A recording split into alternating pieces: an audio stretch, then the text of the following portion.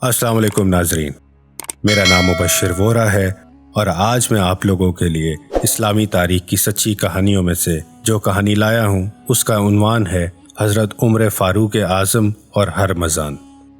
ہرمزان فارس کے فوجیوں کا سپہ سالار تھا۔ اس نے اسلامی لشکر سے شکست کھائی اور قید کر کے حضرت عمر فاروق کی خدمت میں لایا گیا۔ حضرت عمر فاروق نے قتل کا حکم دیا۔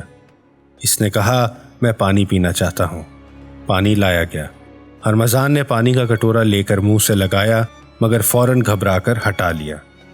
حضرت عمر نے پوچھا، کیوں پیتے کیوں نہیں ہو؟ ہرمزان نے کہا، ایسا نہ ہو کہ پانی پینے میں قتل کرے۔ میں چاہتا ہوں کہ جب تک یہ پانی نہ پی لوں قتل نہ کیا جاؤں۔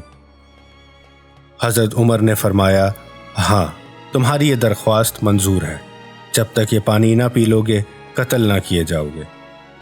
ہرمزان نہایت ہوشیار آدمی تھا۔ اسے جان بچانے کی ایک تدبیر سمجھ میں آ گئی۔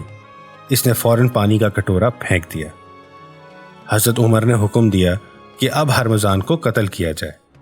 یہ سن کر شریر ہرمزان بولا، حضور ابھی تو مجھے امان دے چکے ہیں اور یہ فرما چکے ہیں کہ جب تک یہ پانی نہ پی لو گے قتل نہ کیے جاؤ گے۔ میں نے پانی کب پیا؟ حضرت عمر بھی اپنی بات کے دھنی اور سچے مسلمان تھے۔ وہ کیوں کر مکر سکتے تھے؟ آپ نے اسی وقت رہا کر دیا اور فرمایا، تم نے بڑی چلاکی سے اپنی جان بچائی۔ اچھا جاؤ، ہم تمہیں معاف کرتے ہیں۔ اب ہرمزان کی خوشی کا اندازہ کرنا دشوار تھا۔ ہرمزان بھی شریف آدمی تھا۔ اس نے بھی جان کی امان پا کر اس احسان کا پورا حق ادا کیا۔ وہ مسلمان ہو گیا اور کافروں سے ایسی لڑائیاں لڑا کہ تاریخ کے صفحات میں اس کا نام زندہ ہے۔ شریف آدمی اپنی بات کے ایسے ہی پکے ہوتے ہیں اور نیک لوگ احسان کو نہیں بھولتے۔